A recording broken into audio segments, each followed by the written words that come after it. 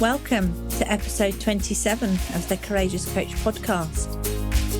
The podcast where we pull back the curtain on what it really takes to be courageous with your clients, your business, and your life. I'm your host, Melissa Haig, and this week I'm joined by regular guest, Donna Ward-Higgs. In this reflective conversation, Donna and I chat about the concept of emotional agility, and I share my personal experiences and the insights I gained from a recent program with Susan David. We discuss the importance of recognizing emotional hooks, the role of self-compassion, and the significance of values in making choices. This conversation emphasizes the need for self-awareness and the ability to navigate emotions effectively, ultimately leading to long-term change and grounded confidence. So, are you ready? Let's dive in. So, welcome everybody to the Courageous Coach podcast. And I'm delighted to welcome back my regular guest and dear friend, Donna Ward-Higgs, to join me today. For having me.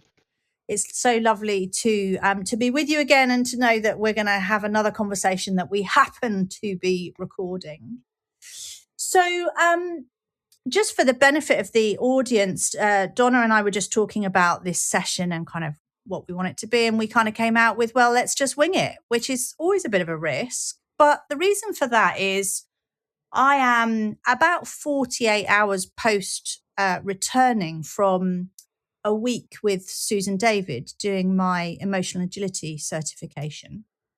And there were lots of learnings, lots of events, lots of emotional agility happening in amongst that learning.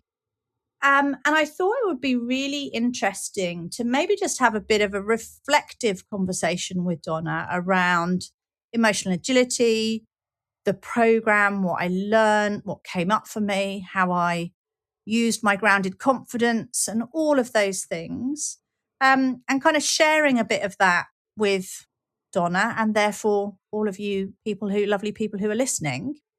So, yeah, there's a health warning attached here, which is that we are completely going to wing it and see what comes out. And who knows, there may be I suspect there'll be some surprises for me too in what comes out in my reflections alongside Donna. So, yeah, all right.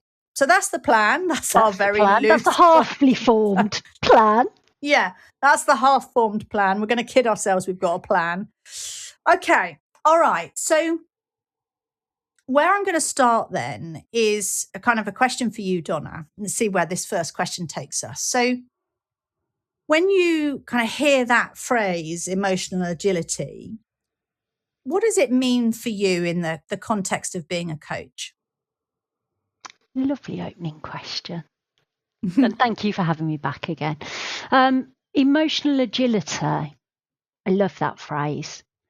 It's a recognition that emotion is energy in motion, right? I saw that in a post a little while back, and it really resonated with me.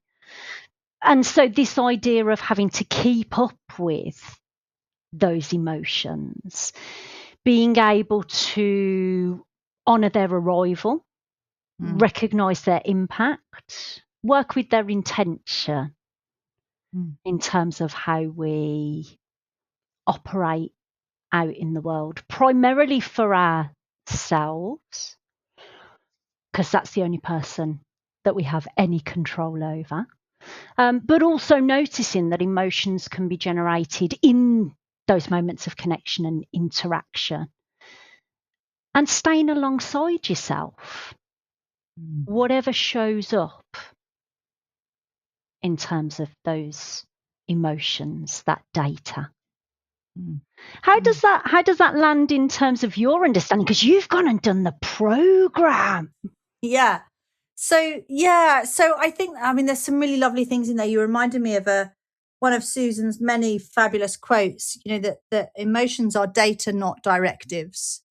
And I think that is such a important thing when we're talking about emotional agility, because we don't have to pay attention and follow and do every emotion and thought that comes into our heads, right? And And so what I find really fascinating is the idea that they are just data. And when I see them like that, I kind of think, well, that's interesting, because that immediately piques my curiosity. Well, okay, so what's this data about then? What's it telling me? What's it showing me? And what choices do I want to make in this moment as I experience this emotion? And I think for me, that's where the kind of the word agility comes from. And so we talked a lot in the program about the difference between emotional rigidity and emotional agility. I think the rigidity, there's lots to that. But for me, that's often about holding really tightly to the emotion that I feel, right? And seeing that as truth. It's absolute truth. So it's a directive, essentially. And then also, I think there's something around when we're rigid with our emotions, we tend to see them as all of us rather than part of us. And so this idea of, it's patterns, not people, it's part of us, not all of us, allows us to release our grip on our emotions and therefore become more agile with them, right? And so that's kind of, that's not the definition of emotional agility, but that's how I kind of am making sense of it in my head, I guess. What I'm noticing as you're talking is that the thing that strikes me most, yes, all of those things that we've talked about in terms of using that data, working with it, not against it, not holding it too tightly.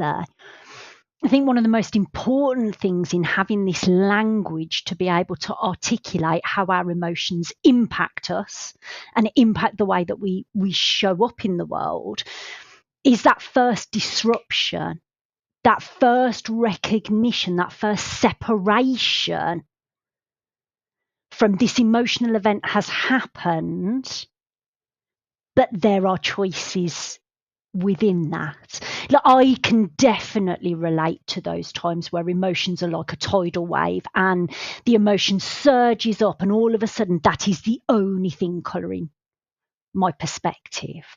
And so all the good stuff comes after, but if you can't have that first disruption, that first notice moment, actually none of the other stuff can follow. Absolutely. So we talked about the kind of the first piece of the puzzle, I suppose, or not piece of the puzzle, the first kind of chain in the chain reaction, if you like, is being hooked, right? And I really love that idea because it ties so closely with the kind of courage building work, because it's all about making up story, telling ourselves stories, right? And those stories are learned and ingrained and, have been built often on years and years of experience. And it's the recognition that we are hooked and then making a choice about how do I want to write the rest of this story? Because I have that choice, rather than I'm hooked and now I'm just going to play out the same old story that I play out every time this happens to me, right? And you're right, because if you can't recognize when you're hooked, everything that you do after that with emotional agility, it doesn't matter, right? It can't be done almost because you're hooked, right? We see this in the coaching space, right? How often have you had a client sat in front of you that believes black and white, all or nothing, it just is the way it is, they feel the way they do, and there is nothing to be done about it? Yeah, absolutely.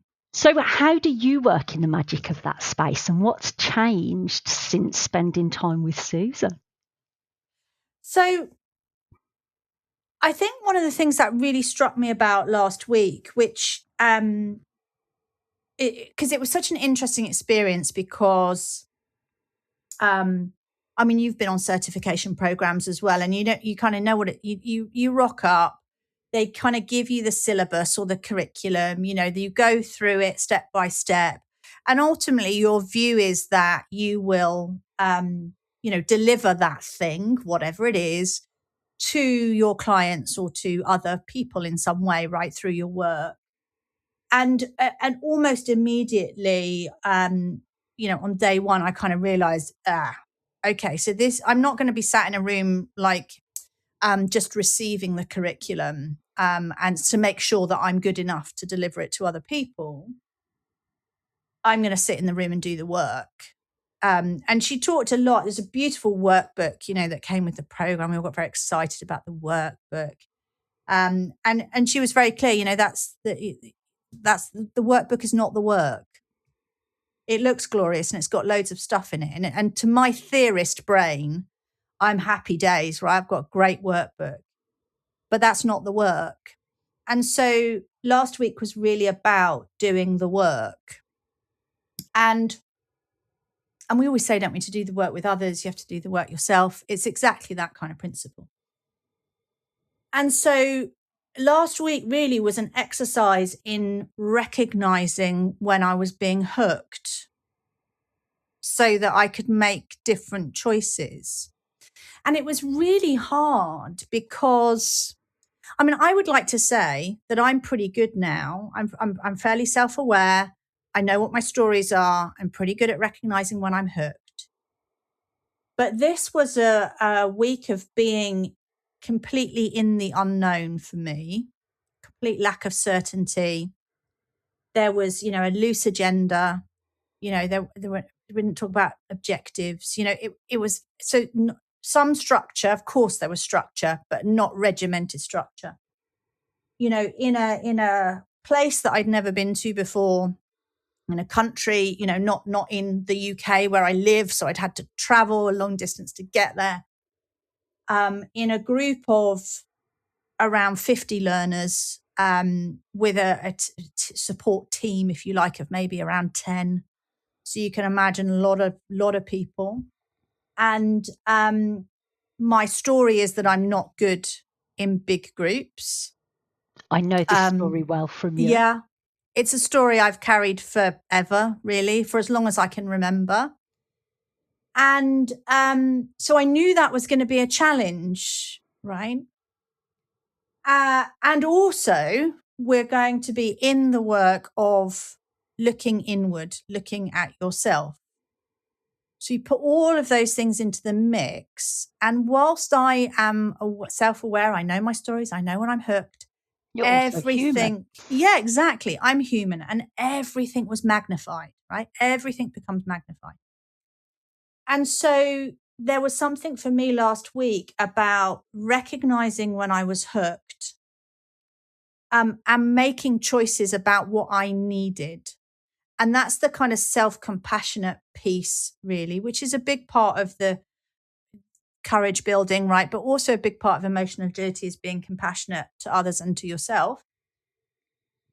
And so I recognized on the first day, oh God, Donna, it was really hard work. It was really hard work. I had jet lag. I hadn't found my place yet, if you know what I mean. It all felt new and unusual and a bit unsettling. Sticking to the sides, keeping yourself small. Absolutely. And, there's all these people and they were all, and of course, now I want to say right up front before I say the next bit, this is story. This is not truth. This is story. They're all much louder than I am. They're much more confident than I am. They know more about this than I do. Of course they do. They've got more experience. They're this, they're that. All of that's going on, right? And so what my patterned response to that emotion, so the emotion coming up, well, lots of emotions coming up for me, anxiety, vulnerability, fear was probably a bit of fear in there as well. And there was there's some shame in there, some not enough messaging, right? And so my patterned response to that is hide and run away. Literally, like, oh, don't go to that session. You can skip that session. Just hang out in your room for a bit, right?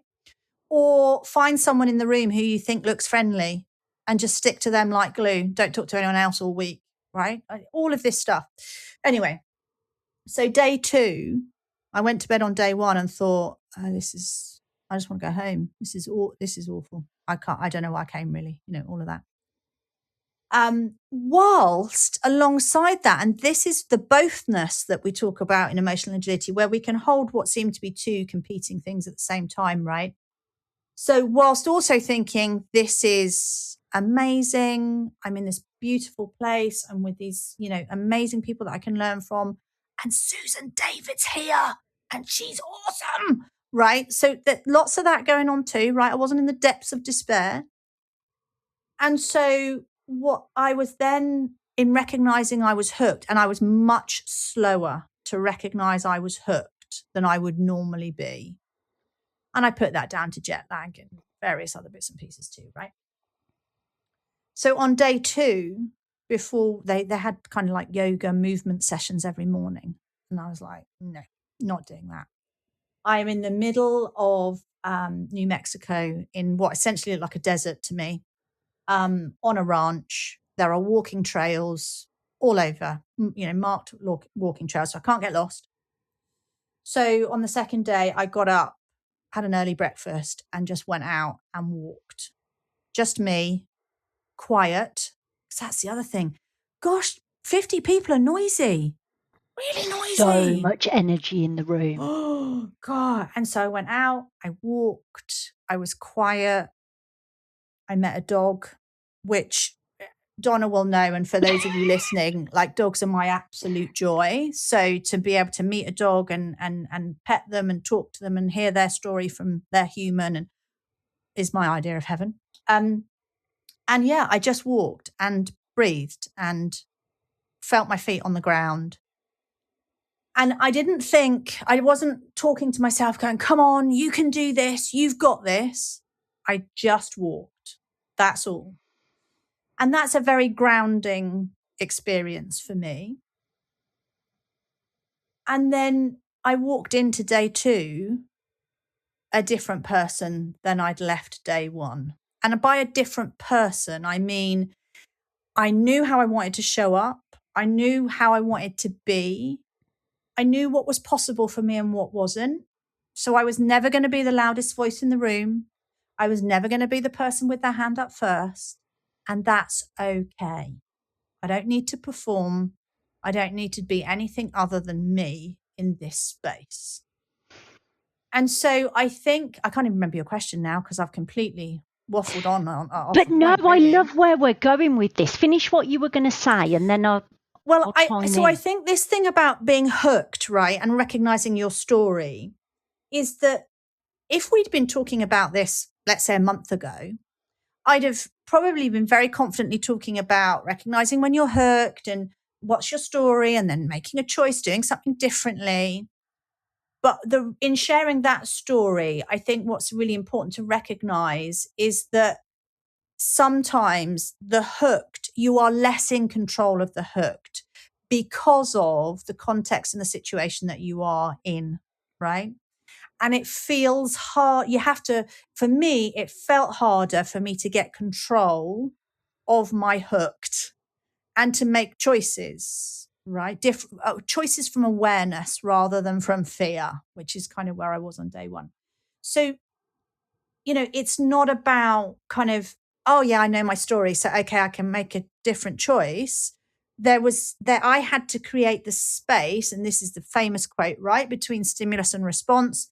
I had to physically, in my case, create the space for myself to be able to create, yeah, okay, now I can think, now I can feel what I'm feeling, and now I can make choices about how I want to show up in this space, right? So yeah, it's not easy, and it's not something that you learn, that you get trained and, oh, brilliant, I'm done, right? It's a constant part of being human. Life work. To do this work. Yeah, absolutely. The thing that stuck out for me when you were talking, Melissa, that thing of the how hard, how intense the hooks can be when context and environment and surroundings all pile on. And as you were talking, you said, I just walked. I just breathed. There was no inner monologue. There was no, come on, you can do this. And I can really relate to that. I can really relate to those times where I've talked myself through the emotion of the situation. What I realise as I'm listening to you, and in conjunction with my own recent life experience, is that actually those early ways of doing were actually heaping more emotion into the situation, more judgment, more guilt, more fear. Come on, pep yourself up. You have to overcome this. You can do this. All of that very active, go get 'em energy is another emotional layer of getting us through.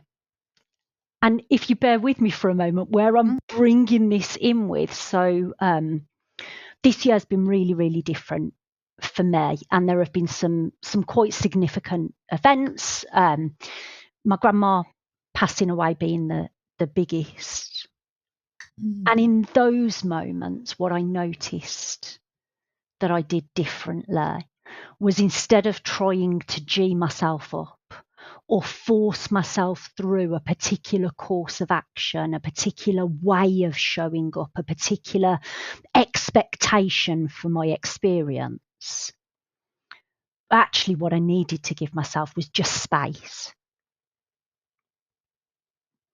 just room to breathe, a chance to move without it needing to have a destination in mind, a chance to let the thoughts meander in the way that they wanted to in order for that processing to happen without any forced input from me. And I guess that's the developing of that grounded confidence, right? Yeah, 100%. 100%. Because grounded confidence is not about arrogance or posturing or being perfect, right? Which I think is sometimes what we see when people are labeled as confident. Grounded confidence is about being messy and learning and unlearning and getting it wrong and making mistakes and getting back up again. You know, that these are all parts of grounded confidence. So I think it's not, and we talk about perfectionism a lot, right? And I don't think that's what I'm meaning here, but I do think that there's an element of us having story or rules about how we should and shouldn't be in certain contexts. This is how I should be on a training program. This is how I should be in my grief, right? And it's like, that's just story, right? And I think that there's something here that's so important, which is, and is such a big part of emotional agility and kind of what makes it slightly different from often other ways of looking at emotions, is that there are no positive and negative emotions. There are no bad emotions, right? They are just data, right? And they are all information, all data, all information. And so the thing that I think happens happens for me when I see emotions in that positive or negative way, is that then gets me to that I shouldn't be feeling this, right? Or I should. So what I was saying last week was, you should know better by now. For goodness sake, you should know better than this. You know, you're not good in groups. You should just get over it, for goodness sake, right? Which is not compassionate at all. But that's because I was viewing the emotions that I was experiencing as negative, and they're not. So they're just information. They're just, Susan David uses the term, what's the funk? What's the function? What's this emotion about, right? What's it telling you? And so I think that part of our almost, or certainly for me, my automatic response to certain emotions is, shouldn't be feeling this. Why not? Right? You are feeling it. Now, I think what's also important is that it doesn't give me permission to take action on every emotion that I feel. No. Right? Because it's just an emotion, and I should pay attention to them all. what it means is, again, it opens up the space for me to be able to go, oh, that's curious. What is that telling me? And what's the choice I want to make now? So I'm smiling to myself over a contradiction I've noticed in this element of choice. We don't have a choice about experience emotions. They're going to come regardless.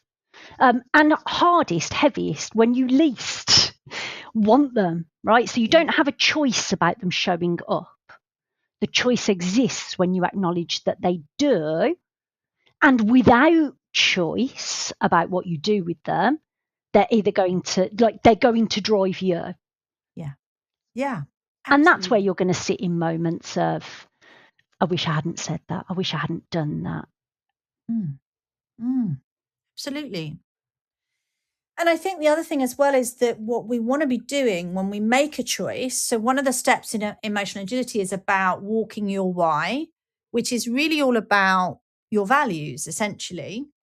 And so it's also about what's the choice that I want to make that is most in line with the way that I want to show up in the world, right? According to my values and where I'm going with my life, right?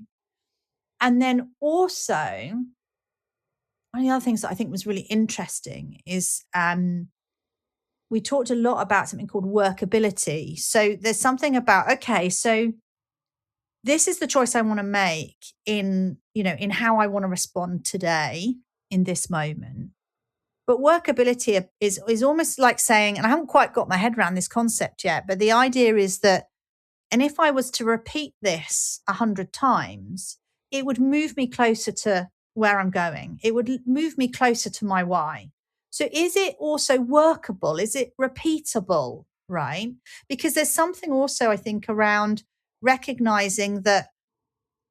So I don't want to rock up now at every large group exercise that I ever do in my life and feel like I felt last week, right? I want to learn from that again and adapt my choices, because on that first day, I wasn't showing up in line with my why, with my values, right? By day 2, I was.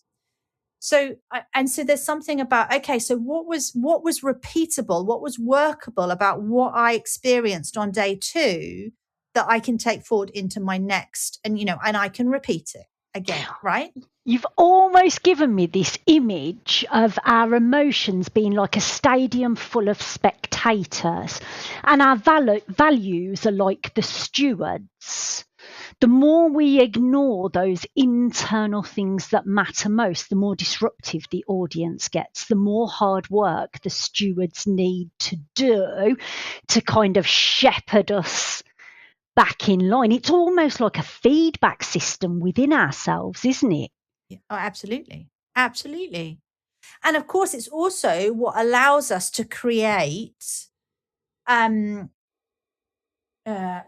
meaningful long-term change. So that's the other thing as well, is that this is because what I'm very conscious of for me is that I want to try and avoid the trap of, okay, this is the emotion I'm feeling. What's its function? Oh, okay. Right. That means I'm going to do X or Y today. Brilliant.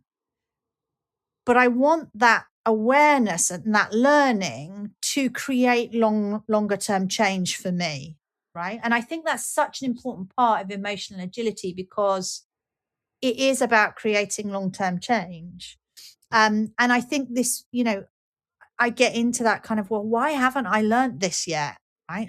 For goodness sake, I've known this story has been here for 20 years or whatever I've known about it. Why hasn't it changed yet? And I think it's because I'm making the adaptation in the moment, but then not taking that and extending it into, so what does that mean in terms of the future, in line with what are my values and walking your why, as is the language that we used. So there's a few things in there that I'm really curious about, Melissa, because Emotional agility will always be a practice, right? We talk about wanting it to better us for the future, but often in human terms, that's about automation and making it simpler because it just happens. We don't ever want to be on autopilot with our emotions, because that's when the challenges are going to arise. Yes. And then there's the thing of those lessons that keep repeating. And we have this narrative around, why haven't I learned this yet? Why is this coming around again? But it has to come around again because we're not the same person that we were the last time it came around. So the learning goes in a spiral. We're ever evolving, and those things that are a part of our makeup show up again and again in our experience as we work through them. Yes. But we do have a choice about the emotion. And I think this may be where we might differ in opinion. I'm not sure. Let me share and let me see how this lands for you, because I think that it's not so much that you can, as you said, you're stopping yourself feeling something, right? The emotion is going to show up. The difference is that you don't have that emotion is not truth, right? That emotion, there is still choice around that emotion, whether, how deeply you feel it, how it might impact or affect you, or indeed whether you might say, do you know what? I can just let that emotion pass through me because I know that it's actually not part of it's not part of the story here. So I imagine, and this isn't imagining because clearly it hasn't happened yet, but whereas last week, it took me kind of like a 12-hour, like overnight and a walk and everything in the morning to be able to say to myself, okay, some of these emotions that I'm feeling, I can just let them go. I can let them pass through me because they're just part of an old story that I'm hooked in, right? So I can just let them pass away. I don't need to keep holding them. Now, what I'm really interested in now is whether with being more in tune and probably without jet lag and high altitude and all of the other things that were playing a role in this for me, is that more in the moment of, oh, hello, here comes my anxiety, my fear, my shame that I don't know enough. I'm not the cleverest person in the room. Hello again, old friends. You always show up when I'm in this kind of context. And I can take a breath or a walk or, whatever your mechanism is for grounding yourself, and just let you pass through me because you're part of an old story. And I choose in this moment, in this program, in this situation, to write a different story. And so I think that's the learning piece for me that is creating that longer term change. So it doesn't mean that the emotions don't show up, but when they do, you kind of go, oh, hello. Yes. Right. It's being the gardener, right? It's cultivating the soil, it's creating the conditions that when that seedling pops its head up, we don't jump to action. We can take a moment to just survey and choose. Yeah, absolutely. Absolutely. And I think there's a question that's floating around in my head as well, because so one of the things that I'm aware of really is that on day 2, we opened with a small group exercise. It was probably about maybe 6 or 7 of us in the small group, which I loved because it's a small group. Happy days, right? And I was able to operate from a much more courageous place in that small group than I was in the larger group. And so I think what would be really tempting at this point is to look at future learning experiences and go, big group. Don't think I'll do that one because there's going to be too many people. And I don't learn well in big groups. I can't show up at my best in big groups. So I should probably not go on that event. Or maybe even it might be about me emailing the organizer and saying, will there be small group activities? And will I have the opportunity for reflective dialogue? And will I be able to ask questions not in the main group, and start to manage that whole experience for me? And whilst that feels safe and like I'm doing a good thing for my learning, I also know that that's hiding. And that's curious, isn't it? Because I think so this is the difference. Maybe this is the difference between being able, and I don't know if this is the right language, but being able to regulate in the moment and then, or versus kind of over curating, over managing yourself so that you don't feel certain things. Well, as you talked about what that might mean for your CPD in the future, the story came back up. The story came back up and sat on its stool as narrator and went, I'm in control here. And so I'm wondering, in that moment, did the emotional agility dip? Did the old story become stronger? Will the true test of emotional agility be sitting in that setup and noticing those narratives and being able to just quietly acknowledge and release them in that moment? Yeah, rather than avoiding in the first place. Right, because then the story's still in control. Absolutely. I don't do big group learning, says Absolutely. her. Yeah, totally. And we hear it. And I know you and I have talked about this as coaches, and I hear it in other coaches all the time, right? I don't work with senior executives, or I don't work in large corporate organizations, or I don't work outside of the HR arena, right?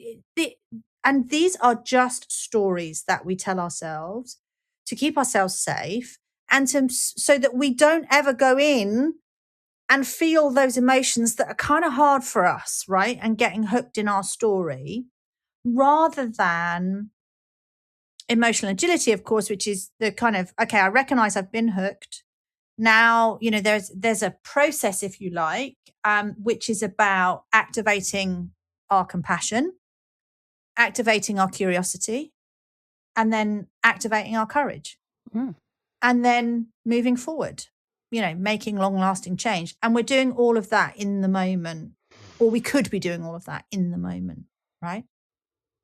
So I think this whole thing is really where we started, right, with the hooked piece. That's where I think for me, that's where the work is for us. If we're wanting to be courageous coaches, we're wanting to step into our courage more. The work is around the story, the hooked, recognizing it, and then having I'm going to call it a process that we can activate that enables us to move through and choose a different ending, right? Or write our own story. That's really the work of emotional agility, I think, as I understand it today. Yeah. And I'm just thinking, what does it mean I'm formulating as my understanding? Interesting. So that word emotion appearing in the name, emotional agility, I think is potentially misleading, right? The emotion's going to show up. What emotional agility is doing is working with the feelings we have about the feelings that have shown up, right? The practice of emotional agility is developing our resourcefulness in discomfort. Absolutely. In those established narratives that have become the rules by which we operate, which means when anything comes in that's outside of those norms that we've decided are our parameters, There's going to be some discomfort. The emotional crowd is going to show up to let us know that discomfort's there. The stewards kick in that process of going, you knew this was going to happen. You knew it was going to, you were going to feel something. Let's just get curious about that thing we're feeling. Let's get curious about what we want to do with it. Absolutely. 100%. And I think this is the work for me. This is the work, right? Because in the kind of the work that we do with others, with clients, in coaching, this is going to show up for us all of the time in the moment because we're human. And of course, it's also happening to the client as well. So the client is also hooked. The client is also in story.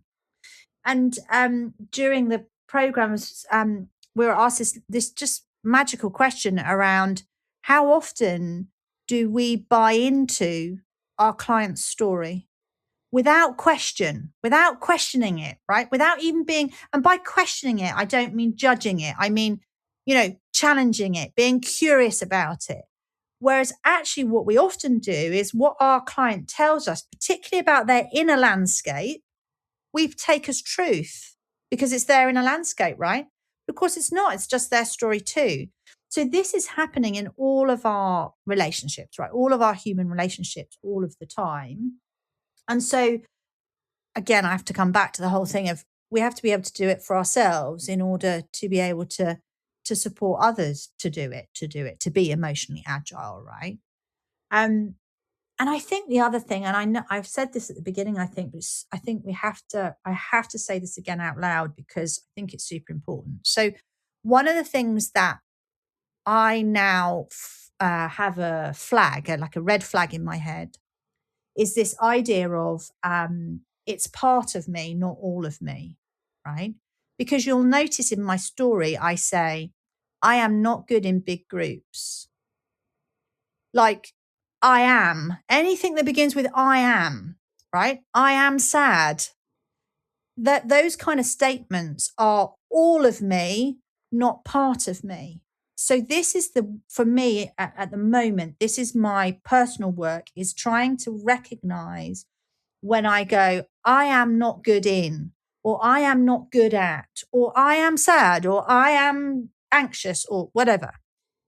And there's a lovely quote that Susan uses, which we repeated back to her several times during the program, which is, you are not the clouds, you are the sky. And it actually became, by the end of the week, you are not the clouds, you are the whole goddamn sky. And, that for me is this idea of, this one emotion or this thing, whatever, maybe a number of emotions, that's not all of you, right? And so I think that is probably, and I'm not sure I've tested this yet, we'll see, but I think for me, probably that is my first red light, my first warning indicator of, hooked. So what's the reframe for the next big group CPD? How you got? What's the new wording going to be?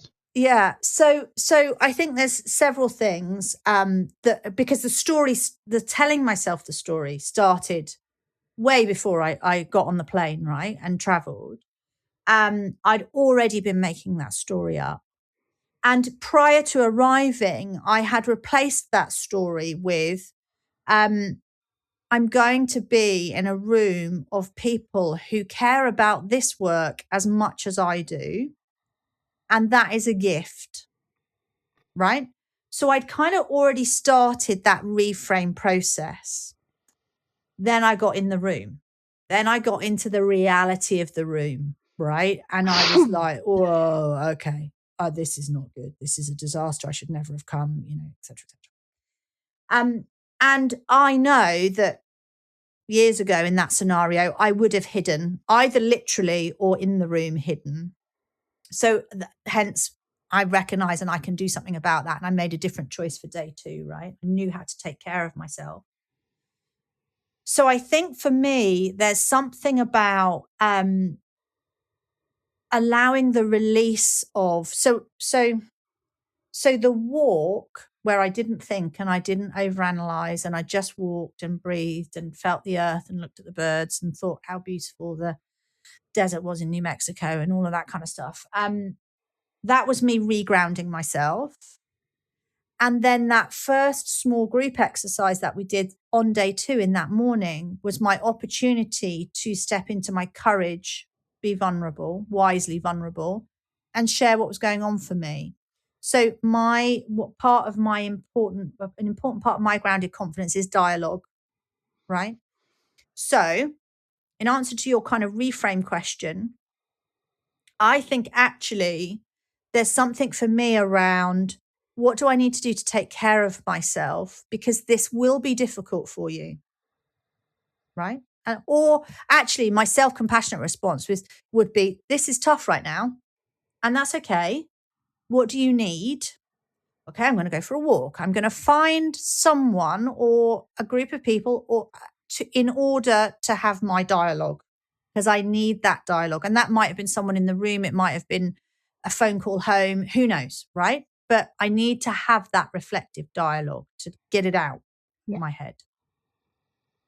And then I also think there's something for me about, so I think I probably in the big group, I think I spoke up once in the whole of the program. Now in the small group and at dinner and couldn't shut me up, right? But in the main room in the main group, I think I spoke up once. And in the moment, I had to remember to breathe because I got the first bit out and then thought, okay, do you want to just breathe for a minute and then say what you need to say? And so I think it's okay to begin to fall, to notice, and then to bring yourself back. And for me, that's breath. It's always breath. It'll be different for other people, maybe. But it's okay this is hard right now. It's okay to fall, but bring yourself back, right? So yeah, self-compassion. This is hard right now. It's okay. What do you need? Right? Rather than lying to myself, which would be, oh no, I'm very good in groups. I'm very good in big groups. I don't have a problem here at all. I can just bravado this out, which is not grounded confidence, right? No, and it's just going to make the emotion shout louder. Yeah. That's always the way, right? When we deny what's there, what you resist persists. Absolutely. Absolutely. All right. So we've had a proper well, thank you. It's a lovely reflective dialogue for me. Very helpful. Listeners, if you're still with us, I'm delighted you are. So I'm curious then to kind of close this session, because I'm thinking about what I would tell me, like a newer version of me as a coach, when I started out as coach. What would I say to myself, or what would I want myself to know about emotions and courage, in now that I know now that I wish I'd known then. So maybe let me ask you that question and then maybe I'll answer as well. So what is the newer version of Donna as a coach? What would you want her to know about emotions and courage? I would want her to know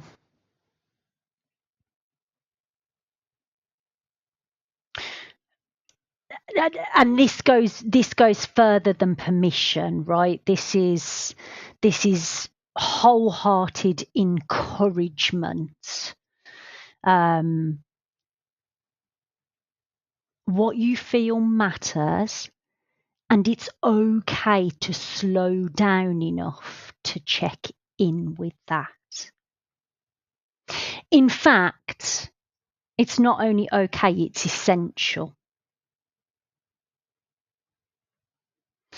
Yeah, it's not quite the tight little sound bit, but the thing that really resonates for me, the thing I know now that would have made some situations far less painful. would have been that it's okay to just pause and make sense of where I'm at in a situation before feeling any obligation to act on anything. Yeah. Yeah, I love that. Our rush, our need for instant Or gratification, instant response. the expectation that that's what other people want, need. That's what good looks like. If you're professional, if you're an expert, if you're successful, you're there and you're on it and in the moment. And actually, when you ask that question in sessions, like think of somebody you admire, think of somebody influential, think of somebody emotionally intelligent. It's the pauses, it's the moment to think, the response, not the react. Yeah. So yeah, I'm feeling embraced by all of that from our conversation. Yeah, lovely. Lovely. Yeah, I think I have to repeat something I've already shared, which is that, I would really want to tell my younger self, my newer self as a coach, that it's not all of you, it's part of you, right? And I think that not just when I became a coach, but I think in probably my younger decades, I found emotions quite all consuming. I felt like they sort of defined who I was and how I showed up. And now I'm kind of like, they're just part of me. They're not all of me. And I think that's particularly important, not just in my coaching work, but in my stage of life, right? Where some of my emotions are I feel less in control of some of my emotions, right? Because of hormonal changes and all of those kind of things. And I think just that message of that's part of you, it's not all of you, is so reassuring and important, right? And I think it's part of that life journey. So while there are things at this stage in life that are super unpredictable, I feel more grounded in myself and I feel that strengthening day by day. And so actually what I took from your last comment and felt so excited to share was, I think all of this is about the fact that we are not taught how to live alongside our emotional responses. And so it takes us all these decades of learning through experience, learning through mistakes to reach a place where that grounded confidence exists to say, I know me, I know myself, and I'm going to prioritize that in my interactions with the world. Yeah, totally.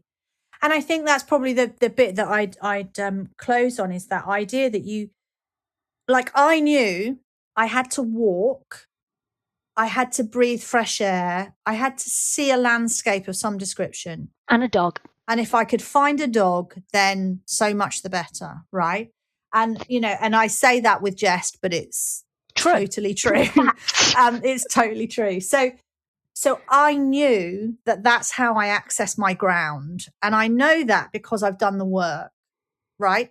And so I think that's the message as well, that I maybe for my newer self, maybe for the audience, is find out what's your ground, right? What grounds you, what brings you back to yourself, so that you can access all of this wisdom and all of these things that we've been talking about, right? Really important.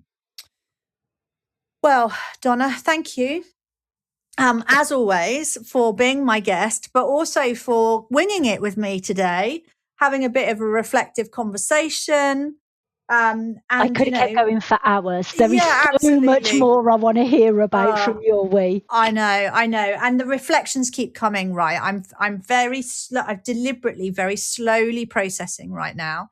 But yeah, there's lots. And, emotional agility is at the heart of courage. So we're going to be talking about it a lot more, right? Definitely. Thank you, Donna. Take good care, my darling. Thanks so much for tuning in to this episode of the Courageous Coach podcast. I hope it gave you something to reflect on, something to feel, and maybe even something to act on. If you've been nodding along or feeling that tug of recognition, you're not alone. These conversations are here to remind us that courage isn't about having it all figured out. It's about showing up, doing the inner work, and being willing to be seen, even when it feels uncomfortable. If that sounds like the kind of coaching journey you want to go deeper into, I'd love to invite you to check out the Courageous Coach program. It's designed especially for qualified coaches in the early years of building their independent practice. Those who want to coach with more courage, clarity, and humanity, and grow a business that truly reflects who they are. You'll find all the details over on my website, and I've popped the link in the show notes to make it easy for you. And if we're not already connected, come and find me on LinkedIn. Whether you've got questions about the program, want to share what's resonated for you in this episode, or you just fancy a chat. If you've enjoyed this episode, make sure to follow or subscribe to the podcast so you don't miss what's coming next. And if you know another coach who might need a little courage boost, pass it on. Courage is contagious, after all. Thanks again for listening. Until next time, stay curious, stay human, and keep choosing courage.